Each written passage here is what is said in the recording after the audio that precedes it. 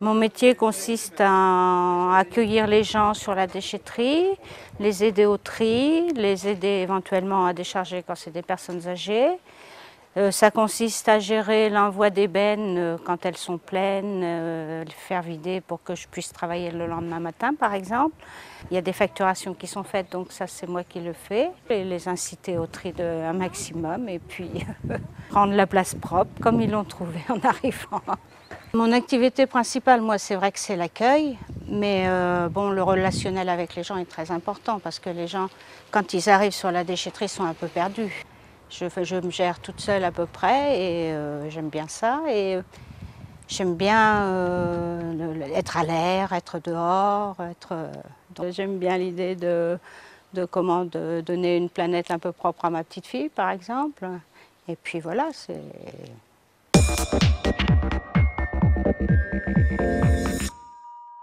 Le but sur la déchetterie, c'est qu'un maximum des déchets que les gens nous emmènent, on puisse les recycler. Donc chaque année, on cherche de nouvelles filières pour trier les déchets. Par exemple, aussi, on a séparé les palettes en bois, puisqu'avant, les palettes en bois allaient dans la benne à encombrants, qui partaient après à l'enfouissement, que là, maintenant, les palettes en bois sont réutilisées. Et, le but aussi, c'est de ne pas d'envoyer un déchet à plusieurs kilomètres pour qu'il soit recyclé. Nos gardiens, ils ont eu une formation sur le tri des déchets dangereux de ménage, car ce sont quand même des déchets particuliers et des déchets dangereux puisque c'est quand même des pots de peinture ou des produits phytosanitaires.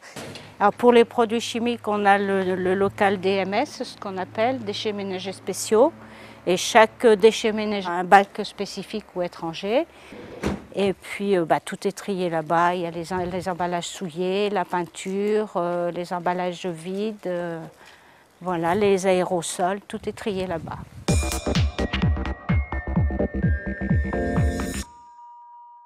Alors dans cette formation, pour sensibiliser les stagiaires au niveau du développement durable, on leur fait comprendre effectivement qu'ils sont dans un maillon de la chaîne. Le développement durable joue sur 3 domaines. Tout ce qui est environnement, qui correspond bien à la compétence de l'agent technique de déchetterie. Au niveau du social aussi, ce qui permet de pouvoir avoir un contact avec les usagers, mais aussi au niveau économique, puisque tous les gestes qu'ils vont faire vont permettre de faire des économies.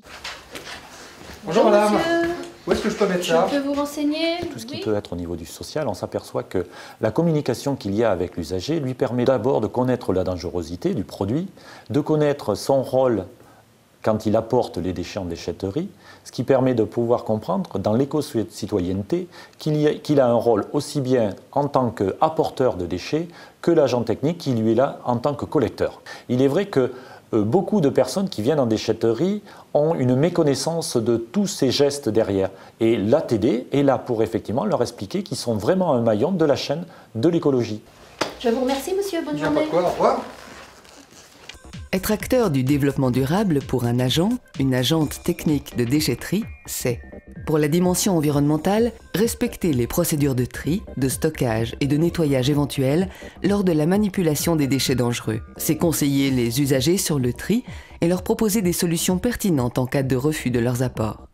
Pour la dimension économique, c'est optimiser le remplissage et la rotation des bennes afin de réduire les transports. C'est vérifier la qualité du tri dans les bennes afin de réduire les coûts de recyclage. Être acteur du développement durable, c'est, pour la dimension sociale, mettre en œuvre les protections individuelles et collectives afin de protéger personnel et usagers. C'est repérer et désamorcer les situations de tension avec les usagers avec courtoisie et fermeté.